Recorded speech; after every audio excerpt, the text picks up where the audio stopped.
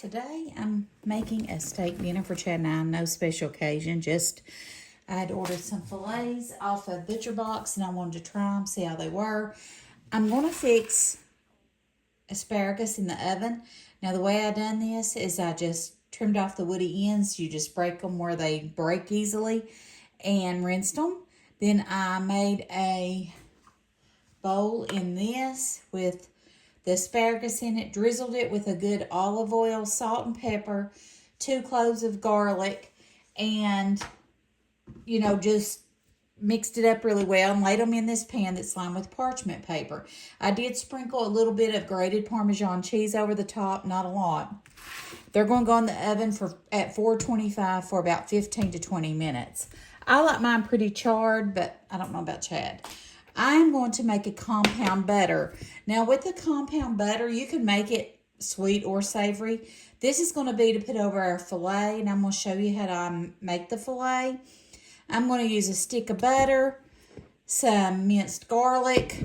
I've got some of this black truffle and herb seasoning mix from Pampered Chef. I'm going to put a little bit of that in there, a small thing of thyme, and a little bit of rosemary herb as well.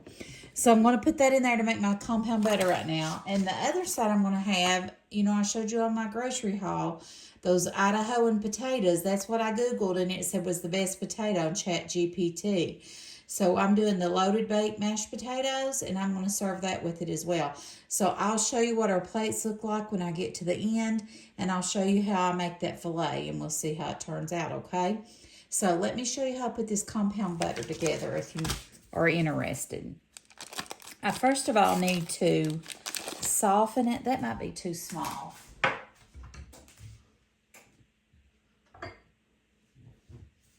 Sometimes I use these clear glass coffee mugs. Don't ask me why, but I just like to be able to see what I'm making. I'm going to put that in the microwave just to soften it a little bit.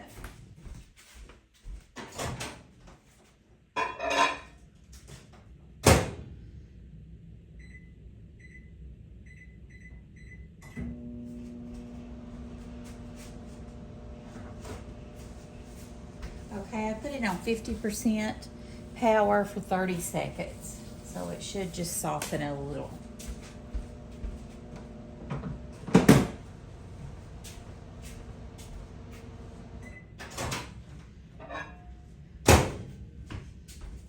Actually, I went ahead and stopped it. I think it only needed about 15 seconds because it's very much soft. It melted too much, to be honest. I'll have to put it in the fridge to thicken it back up a little bit, because that's not what I intended to get it that soft. I'll put a little bit of garlic in there. Now that, like I said, is up to you. If you don't like garlic, you don't have to put it in there. And mix that in there. I'll put a little bit of this black truffle. Just a small dash of thyme. And a small dash of rosemary, not much. Okay. And I think now I'll go ahead and put it in this. I think it'll set quicker, and we'll see.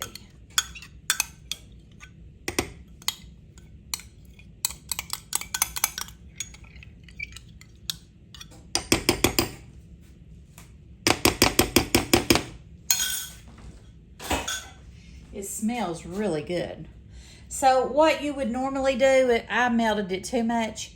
I would just put a plastic wrap, like cling wrap. I would put it out on it, twist it, roll it up, and it would solidify. But you can also just put it on there soft. But it's just a topping for our steak. It's just going to elevate it a little bit.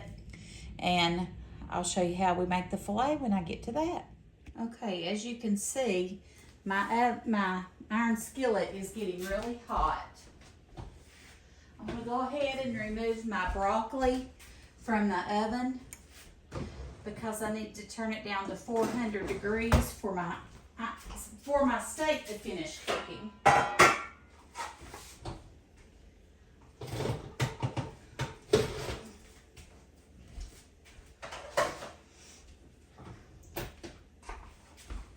So the first thing I'm gonna do is take my steaks and putting them in this plate, and I've been patting them dry, completely dry.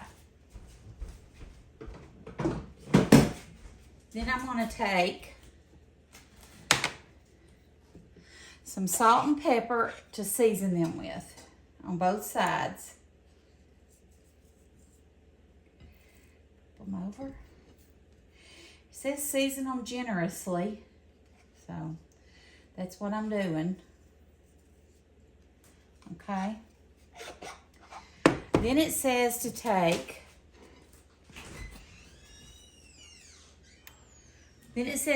our olive oil and to put about 2 tablespoons in our iron skillet. I have been heating it on medium-high heat. Now, if you notice, I'm getting all of this salt and pepper all over the steak, the sides and everything. You want it to get all over it. And the first thing I'm going to do is, very carefully, you want to lay your steaks in there and not move them for 2 to 3 minutes.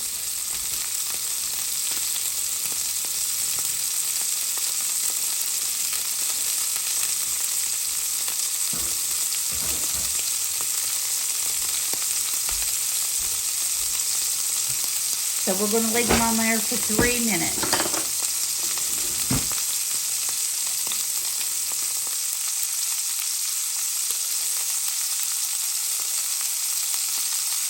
After we brown them on all sides, or just get that crust on it, we're going to add 2 tablespoons of butter, 2 cloves of garlic, or in my case, minced garlic, a little dash of thyme, and a little dash of rosemary. Now, if you have fresh, I would do that if you have fresh. This is my mommy's iron skillet that I'm using, by the way. First time I've used it, I think, since she passed away.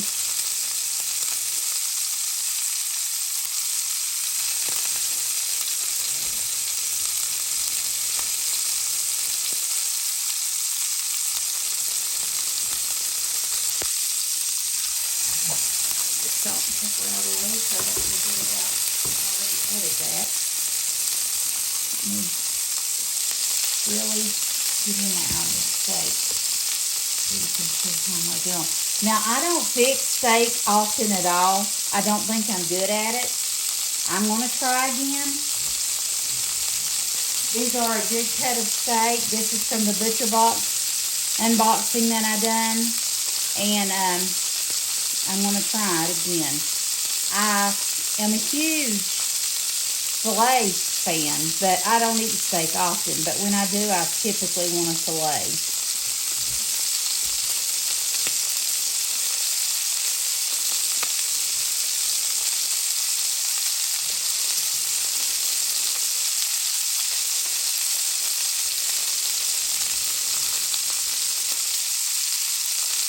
We're going to do this on both sides for 3 minutes, and then we are going to finish it off in the oven.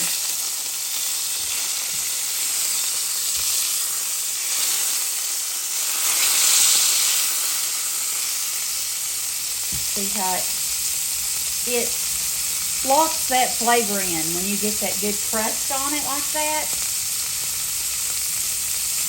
So we're going to do this for 3 more minutes, and then I'll show you what we're going to do next.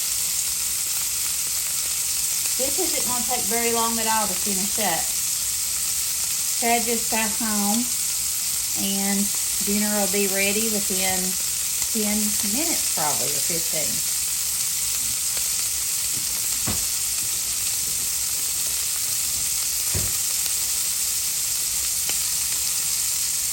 I just thought that some of you may want to watch how I make a steak. Like I said,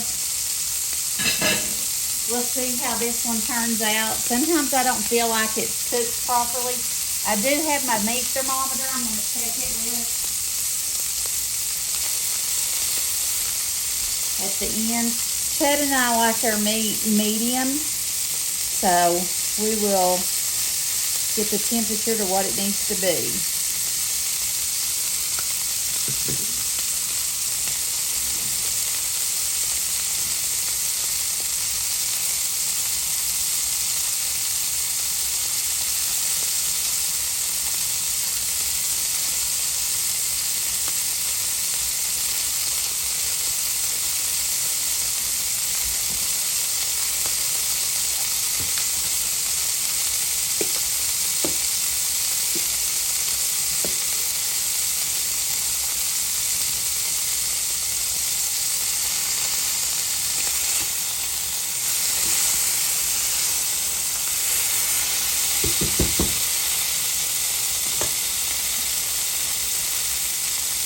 does pop everywhere. Makes a mess on the stove. But if it makes a good steak, it's worth it, don't it?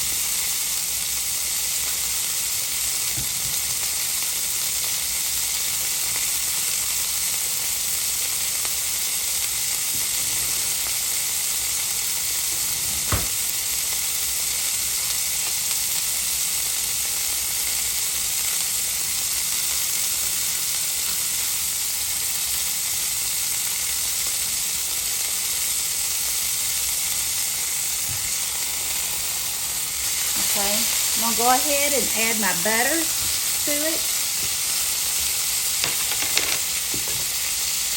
I'm going to add some garlic, a little bit of thyme, and a little dash of rosemary.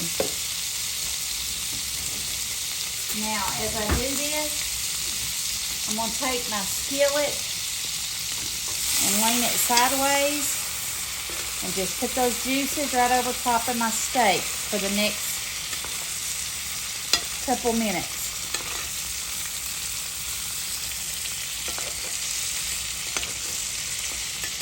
It's going to really seal that flavor in.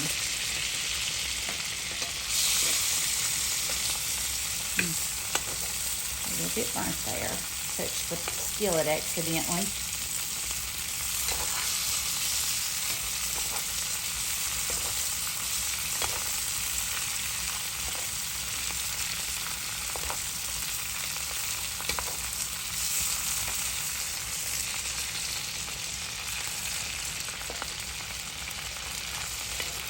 I think these are going to be good.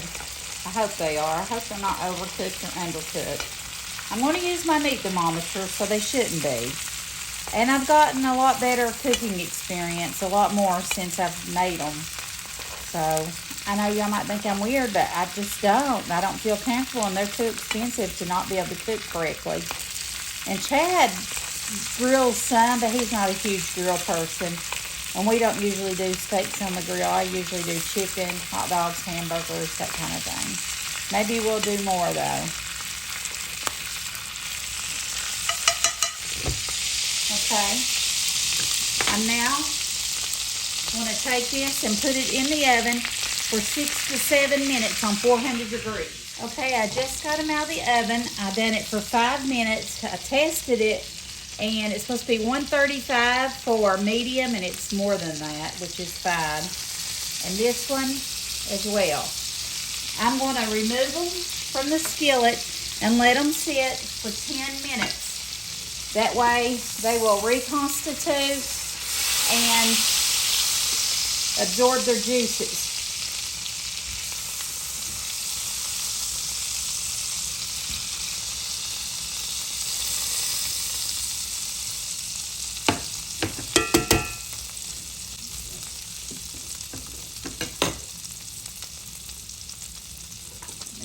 Skillet out of the way.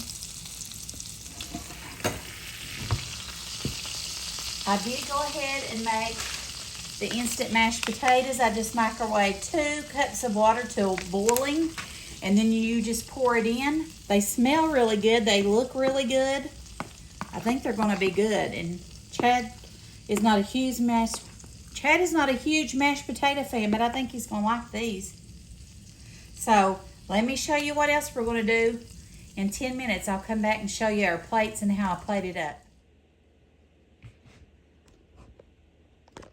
Okay, so our steaks have been sitting, resting, as they call it.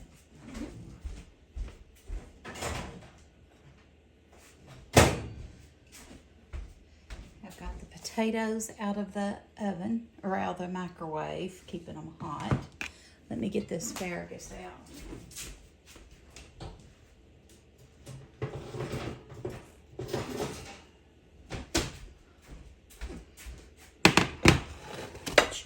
They were little things, but they'll be good. Okay. First thing I'm going to do is put some mashed potatoes on the plate.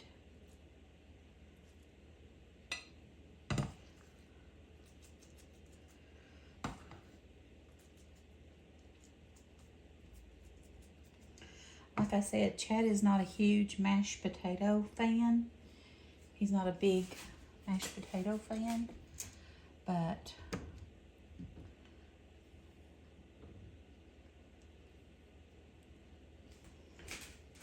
I'm gonna set his steak like that right there. And I'm gonna take some of this asparagus. I'm gonna put it right there along it.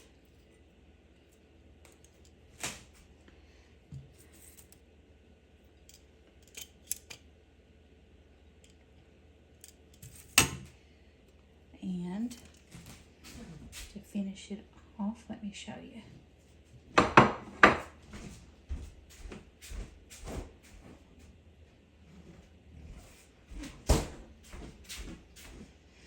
I've got my compound butter here.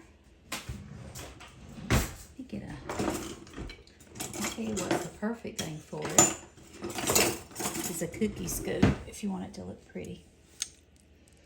Let's put it in there.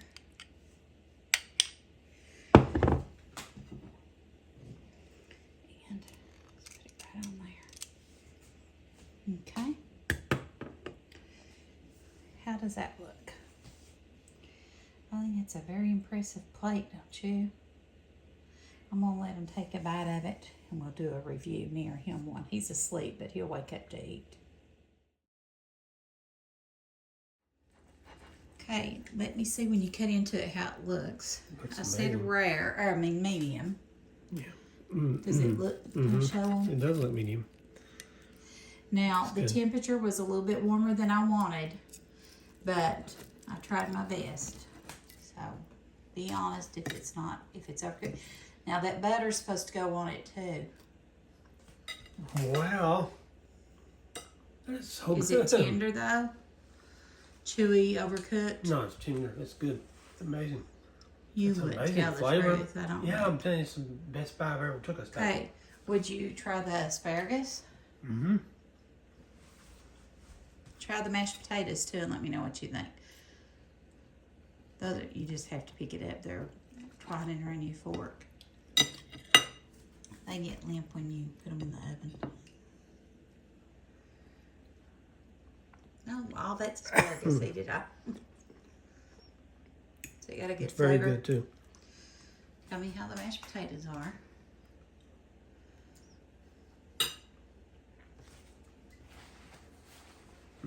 Everything's so good. The mashed potatoes are instant.